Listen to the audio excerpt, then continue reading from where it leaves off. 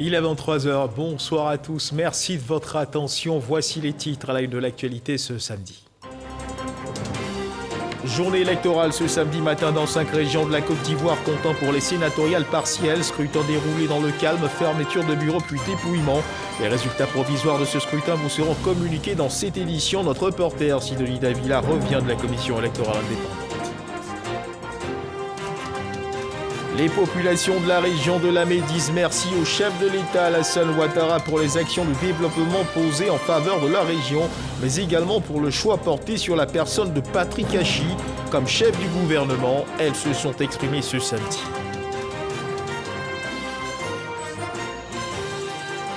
Sport football, les regards étaient braqués ce matin en direction de Tokyo. Les athlètes ivoiriens entraient en scène dans le cadre des Jeux Olympiques qui s'y tiennent. La Côte d'Ivoire éliminée en quart de finale par l'Espagne. L'équipe d'Espagne a été l'équipe la plus concrète sur le terrain. Voilà pour l'essentiel.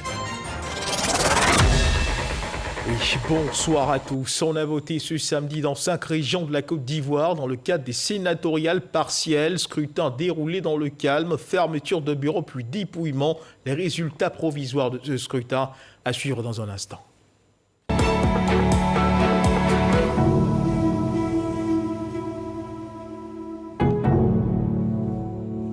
Ouvert à 8h ce matin, les bureaux de vote ont fermé à 18h pour laisser la place au dépouillement. Comme nous le disions à l'entame de cette édition, les candidats sont donc fixés dans un instant sur l'issue de ces élections. Direction la commission électorale indépendante pour la proclamation des résultats provisoires de ces partiels avec Émilie Brottier, porte-parole de la commission électorale indépendante au micro de Sidonie Davila. Résultats des élections sénatoriales partielles du 31 juillet 2021. Région du Bokani. Inscrits 146. Votants 138. Taux de participation 94,52%. Bulletin nul 2, soit 1,45%. Bulletin blanc 0, soit 0,00%. Suffrages exprimés, 136, ont obtenu pour le RHDP, Cambiressier, 99, soit 72,79%.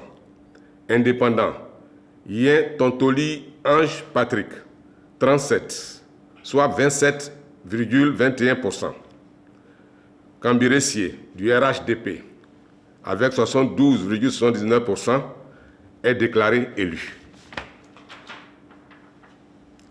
Gontougo, inscrit 258, votants 247, taux de participation 95,74%, bulletin nul 1, soit 0,40%, bulletin blanc 1, soit 0,40%, suffrage exprimé 246, ont obtenu indépendants Ouattara Ousseni, 79, soit 32,11%. RHDP, Kosonou Kwasi Ignace, 166, soit 67,48%. M. Kosonou Ignace, du RHDP, avec 67,48%, est déclaré élu.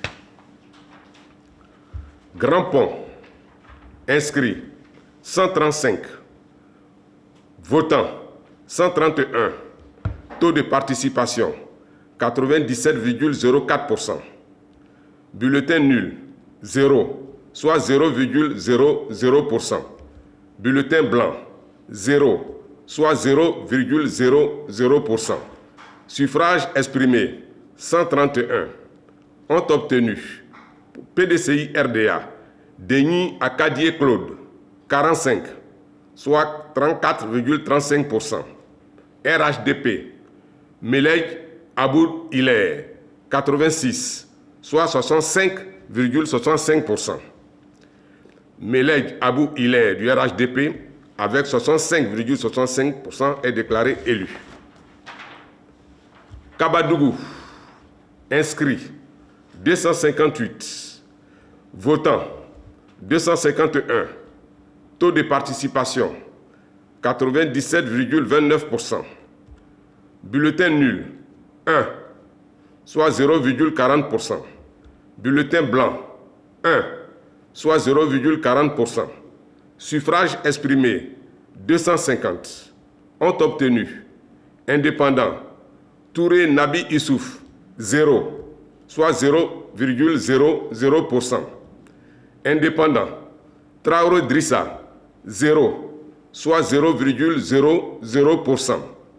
RHDP, Diaby Vassiriki, 248, soit 99,20%. Indépendant, Ousmane Silla, 1, soit 0,40%. Diaby Vassiriki, du RHDP, avec 99,20%, est déclaré élu. Nawa, inscrit 255, votant 237, taux de participation 92,94%, bulletin nul 0, soit 0,00%, bulletin blanc 0, soit 0,00%, suffrage exprimé 237, ont obtenu RHDP, Baflan Lor, 151, soit 63,71%. PDCI RDA, Clé Georges, 86, soit 36,29%. Baflan Lor, avec 63,71%, est déclaré élu. Voilà, à l'instant, Émile Ebrotier, porte-parole de la commission électorale indépendante qui procédait à la proclamation provisoire des résultats pour ces sénatoriales partielles. Du côté d'Adzopé, l'heure était à la fête ce samedi. La région de la mer reconnaissante au chef de l'État Alassane Ouattara pour les actions de développement engagées depuis ces dernières années, mais surtout pour la récente nomination de leur fils, le Premier ministre Patrick Hachi, à la tête du gouvernement. Alexis Ouedraogo.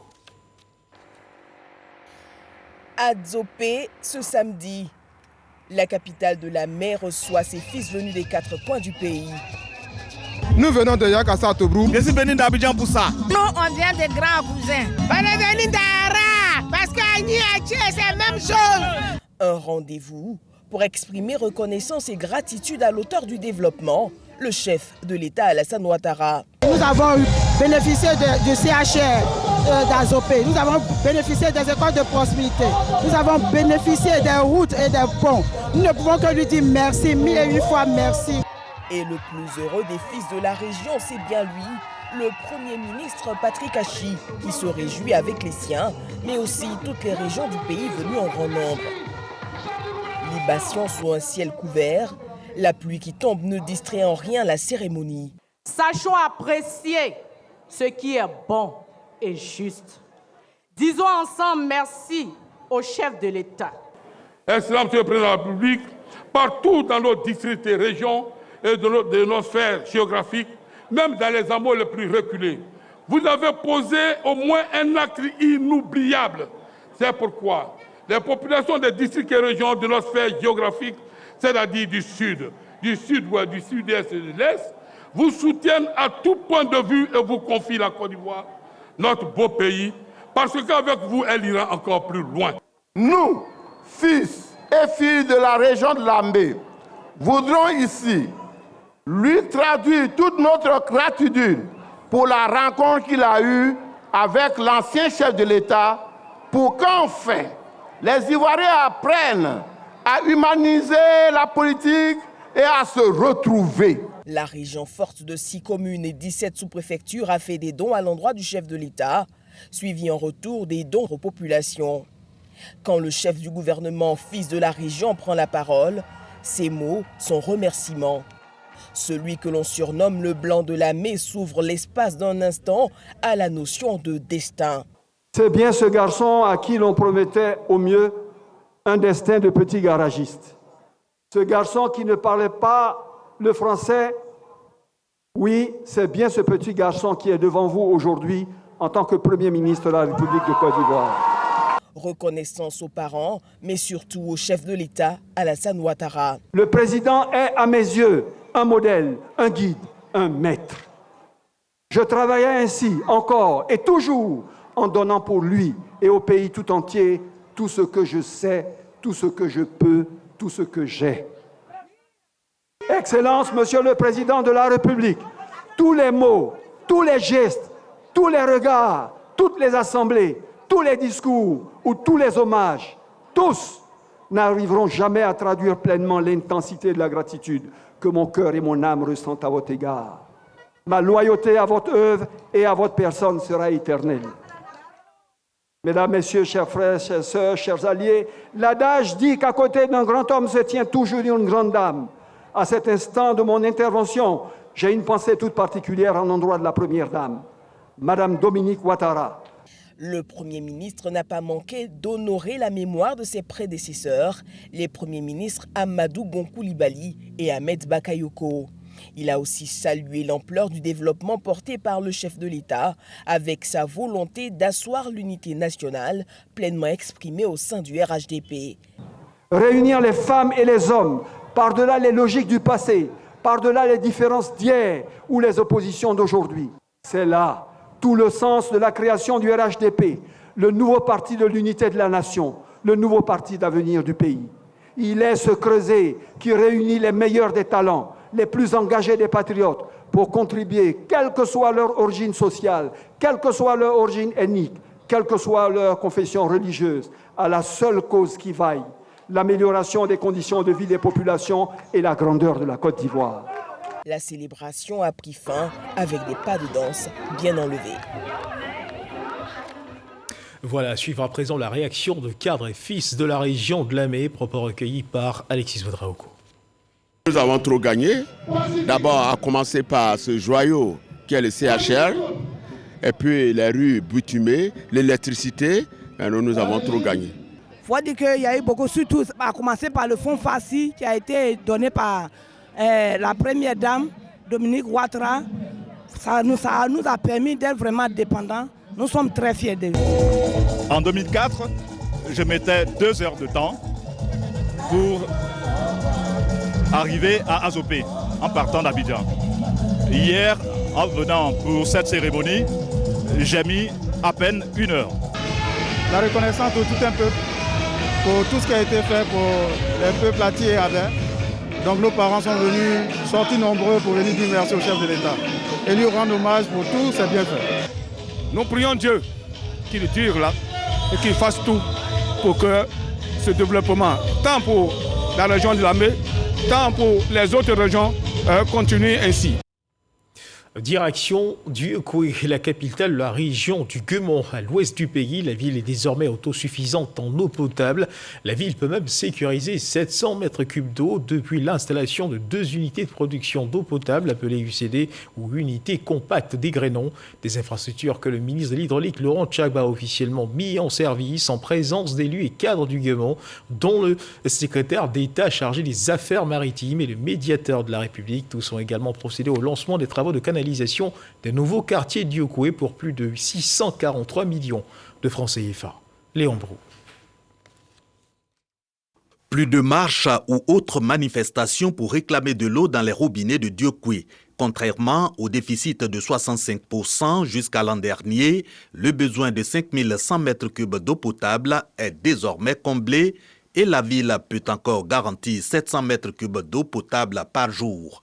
Favorise cette couverture totale du besoin, ces 2 unités de production d'une capacité globale de 4000 mètres cubes. Leur mise en service officielle, l'occasion pour les populations de saluer les actions du gouvernement. Nos mamans étaient à nos portes pour demander qu'est-ce qu'on fait. Et à partir de maintenant, je viens de passer une étape qui est source de vie. Et donc, je suis beaucoup plus renforcé à attaquer d'autres étapes. C'était vraiment un véritable calvaire dans notre cité. Aujourd'hui, le président de la République, à travers le ministre de l'Hydraulique, vient de finir avec nos souffrances. Nous leur disons merci, merci. Cette reconnaissance, encore motivée par cet acte conjoint d'enfouissement de tuyaux posé par le ministre de l'Hydraulique et les élus et cadres du Guémon, dont Adama Tungara, médiateur de la République. Il s'agit d'étendre de 54 km le réseau pour ainsi approvisionner en eau potable 10 quartiers, presque l'équivalent du tiers de l'étendue de la commune de Diokwe. Nous allons voir les populations qui sont en difficulté, dans quelle mesure leur permettre d'avoir des branchements sociaux. Parce que le souci du président, ce n'est pas d'avoir de l'eau stockée dans un château d'eau. Il veut que l'eau soit dans les ménages.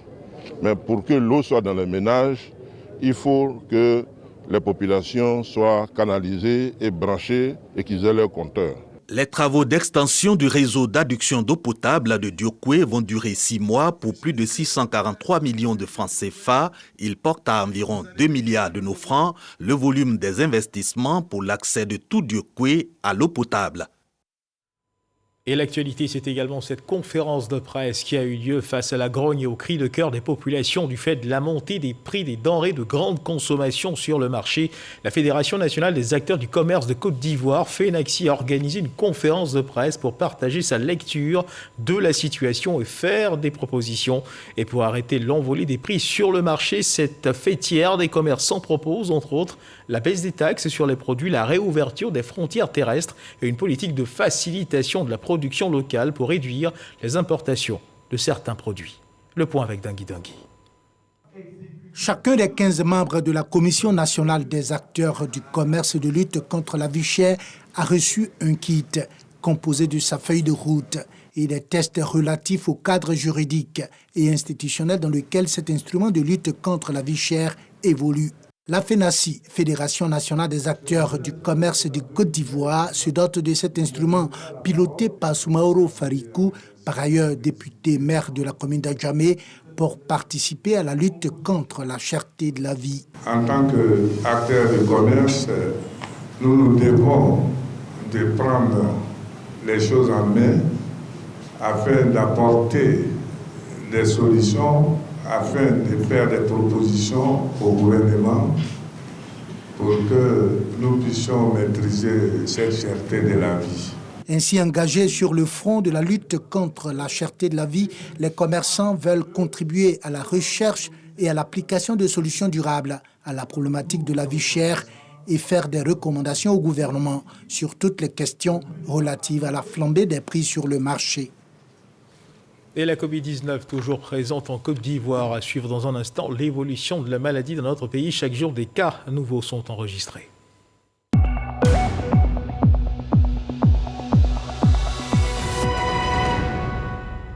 Le ministère de la Santé, de l'Hygiène publique et de la couverture maladie universelle a enregistré ce samedi 31 juillet 2021 131 nouveaux cas de Covid-19 sur 2809 échantillons prélevés, soit 4,7% de cas positifs, 74 guéris et 1 décès.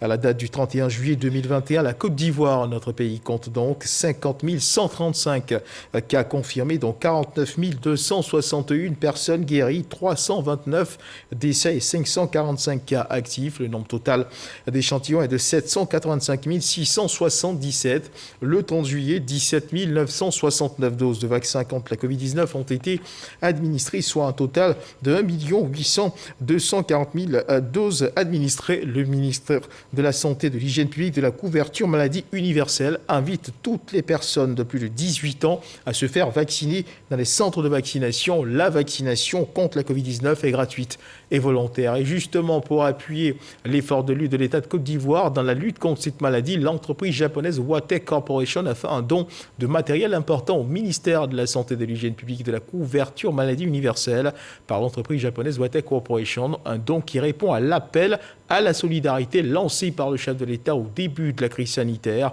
La remise de ce don a eu lieu dans les locaux de la nouvelle pharmacie de la santé publique. Salima Toudia. Des cas positifs de Covid-19 continuent d'être enregistrés. À la date du 29 juillet, le pays notifiait 468 cas actifs. En dépit d'une tendance plus ou moins à la baisse, la toile de solidarité continue d'être tissée autour du gouvernement. La société Watec Corporation a fait don de kits sanitaires au ministère de la Santé. On veut accompagner notre pays pour exporter hors de la Côte d'Ivoire cette pandémie-là. L'entreprise, fruit de la coopération ivoiro-japonaise, n'est pas à son premier don. D'ailleurs, le ministre Pierre Dimba a traduit la reconnaissance du gouvernement pour ses efforts qui viennent renforcer les capacités des structures bénéficiaires. Au-delà du don, c'est surtout le geste que nous sommes venus célébrer parce que, comme il a dit, c'est un Ivoirien citoyen qui, ayant compris l'appel du gouvernement, est venu avec ses partenaires pour faire ce don. Plus de 5 tunnels qui permettent donc à l'entrée des établissements de détecter et de désinfecter les passants, des masques pour les professionnels, des thermomètres pour détecter tous ceux qui doivent participer à certaines cérémonies. Autour de nous, au Sénégal, en Tunisie, un peu partout, vous voyez que ces derniers temps, on a une remontée des cas de contamination, donc il faut rester vigilant. Il faut continuer à observer les mesures barrières préconisées dans le cadre de la riposte, mais également intensifier cette riposte avec la vaccination. La société ambitionne de créer à Agboville des unités pour la production de masques chirurgicaux et désinfectants pour mieux accompagner l'État dans la stratégie de riposte contre la Covid-19. Reportage signé Salim Atoudia. Les regards étaient braqués ce matin en direction de Tokyo, la capitale du Japon, où les athlètes ivoiriens entraient en scène dans le cadre des Jeux Olympiques qui s'y tiennent. Les cœurs battaient à l'unisson et espéraient avec la dernière énergie une conquête de médailles olympiques. Malheureusement, le miracle n'aura pas eu lieu pour nos pachydermes.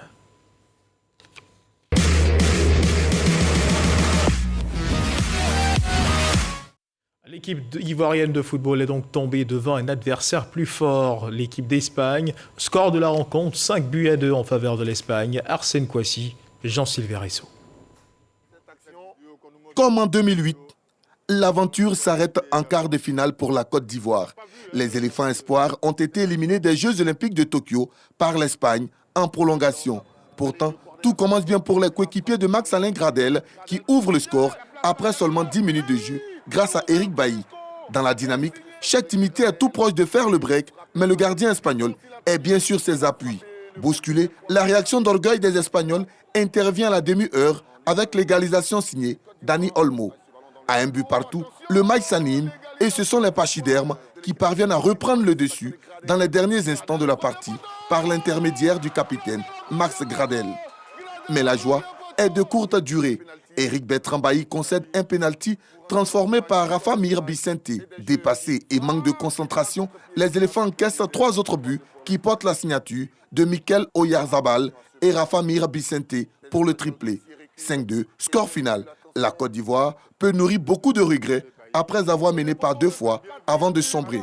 En athlétisme, Marie-Josée Talou n'a pas pu réaliser l'exploit en finale du 100 mètres. La sprinteuse ivoirienne termine au pied du podium derrière le trio jamaïcain avec un chrono de 10 secondes 91 centièmes. Idem pour sa compatriote Muriel Aouré qui a été éliminée un peu plus tôt en demi-finale dans sa série en terminant 7e avec un temps de 11 secondes 28 centièmes. Chez les hommes, ça passe en revanche pour Cissé Guéartu qui obtient son billet pour les demi-finales du 100 mètres qui se disputeront ce dimanche. Voilà, et loin de l'ambiance de ces Jeux Olympiques, ici en Côte d'Ivoire, à l'initiative du ministère des Affaires étrangères et mise en œuvre par le ministère du Tourisme, une balade lagunaire a été organisée dans le cadre du TAC, le traité d'amitié et de coopération entre la Côte d'Ivoire et le Burkina Faso. Une balade lagunaire qui s'est tenue sur la lagune Ébrié. Reportage donc à suivre avec Franck Quadio. TAC 2021, c'est le moment d'embarquer. Une cinquantaine de responsables de l'administration publique et privée burkinabé à la découverte du plan d'eau lagunaire abidjanais. Cette partie du port, que nous appelons le port de pêche, a été officiellement ouvert en 1960. Le port et ses navires marchands, les bateaux de pêche, le balnéaire de vacances à l'île Boulay et la baie des milliardaires, entre autres, un tour d'honneur complet. Suivez le guide. La pêche à la chalut. Et là, vous avez des tonniers qui sont les plus gros navires en termes de pêche. Le thon, lorsqu'il est pêché, il n'est pas salé. C'est lors de la conservation dans les blocs de sel que le thon devient salé. Sur le pont supérieur, il y a ceux qui ne veulent rien rater du spectacle. La Côte d'Ivoire est un pays plein d'atouts, plein de richesses naturelles, voilà, qui en tout cas fait profiter ses économies au pays sahélien. C'est une bonne initiative que les organisateurs du TAC 9 ont eue et nous recueillons beaucoup d'informations. Quand vous prenez un Sahélien qui est actuellement en train de se balader sur l'eau, c'est vraiment quelque chose d'extraordinaire pour lui. Donc on ne fait que féliciter et demander justement donc à ce que nos deux chefs d'État renforcent justement donc cette coopération. D'autres plus sages, en cabine, apprécient tout autant et en tirent bien d'enseignements. Le port d'Abidjan vient en deuxième position juste après le port de Lomé dans les échanges du Burkina Faso avec le monde, avec l'international. Donc je viens voir qu'effectivement la Côte d'Ivoire est toujours en train d'avancer, en train d'investir pour essayer d'être à la hauteur des attentes. Mission accomplie pour le ministère du Tourisme qui met en œuvre cette initiative du ministère des Affaires étrangères. Dans le cadre du traité de coopération et d'amitié entre le Burkina et la Côte d'Ivoire, il était question de bien les accueillir, leur montrer que le port est un poumon économique et que la lagune aussi qui traverse tout Abidjan est un espace de convivialité, un espace de découverte d'un pan du tourisme ivoirien. Les merveilles de la lagune ébrillaient plein les yeux et cerisaient sur le gâteau un soupçon de musique, celle Yenenga, pour une fin de balade réussie. Voilà, et puis sachez qu'une autre opportunité de balade s'offre à vous. La deuxième édition du festival Wobélé de Tafiré est lancée. Ce rendez-vous culturel se tiendra le 26 août. Les organisateurs ont annoncé les belles couleurs pour cet événement. Un cadre de promotion des danses traditionnelles de la culture tagbana. Le maire Charles Sanga donne rendez-vous dans cette localité du nord du pays. Issa Chonanyeo. Danse Nambourou et des Sita. C'est dans cette ambiance festive que la deuxième édition du festival Wobélé de Tafiré est lancée à l'hôtel du district au plateau. Cadres et l'ensemble des forces vives de la commune mettent à profit cette rencontre culturelle pour valoriser les us et coutumes de la région du Hambol. L'engouement que nous avons vu, l'enthousiasme que nous avons vu pour la première édition, on est rassuré, on est sûr que nos populations adhèrent massivement à ce projet, à ce festival. L'année passée, nous avons estimé à 10 000 festivaliers. Cette année, on pense que 12 000, 13 000, c'est pas mauvais. Beaucoup de danses traditionnelles sont en voie de disparition. Le festival est une occasion pour les remettre en selle, selon le maire. Nous avons connu des pratiques culturelles qui n'existent plus. Et je pense que c'est une œuvre de longue haleine qui va nous permettre de restaurer notre patrimoine culturel, qui va nous permettre de revisiter notre passé afin de ressusciter les tisserands, les artisans, la richesse culturelle gastronomique que nous avons. Le ministre du Pétrole, des Mines et de l'Énergie, Thomas Camara, cadre de la région et parrain de la manifestation, salue l'initiative. Ce festival est la preuve d'un engagement en faveur de la culture de chez nous et une opportunité pour focaliser l'attention de l'opinion nationale, voire internationale, sur la culture, la linguistique, la sociologie du pays tagbana. Cette deuxième édition du festival Wobélé, prévue du 26 au 28 août 2021, sera aussi une occasion pour les fils et filles de Tafiré, Badika et Nédieka de parler du développement de leurs différentes sous-préfectures. Le sport sera également présent au cours de ces festivités. Le monde de la musique caribéenne est en deuil. Jacob Desvarieux, l'homme à la guitare, décrit comme le maître du zouk avec le groupe Kassav, s'est éteint hier vendredi 30 juillet à Pointe-à-Pitre des suites du Covid-19. Il avait 65 ans. Affecté par la Covid-19 et sachant les risques encourus par les personnes malades, il s'était immédiatement rendu au CHUG pour être pris en charge. Son état s'est malheureusement aggravé. Il a tiré sa révérence quelques heures plus tard. Et c'est sur cette triste information que se referment les pages de cette édition. Merci de nous avoir suivis. Dieu garde la Côte d'Ivoire. C'est un baobab de la musique antillaise qui vient de se coucher. Jacob Desvarieux, l'homme à la voix rauque, le prodigieux guitariste. Son nom à lui seul rime avec le mythique groupe Kassav. L'orchestre guadeloupéen, dont il est l'un des membres fondateurs en 1979 aux côtés de Pierre-Édouard Decimus, a bercé des générations entières. Au milieu des années 80, il forme un duo magique avec Jocelyne Béroide. Une complicité phénoménale avec à la clé des tubes à succès, des inspirations de génie et des classiques gravés encore aujourd'hui en lettres d'or dans l'histoire musicale des Caraïbes.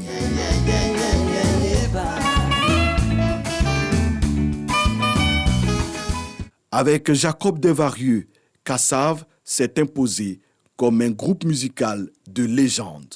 Plus de 40 ans de carrière et de succès, au moins 5 millions de disques vendus pour plus de 2000 concerts. Le complice de Jocelyne Béroade s'est éteint le vendredi 30 juillet en Guadeloupe des suites de la Covid-19. Il avait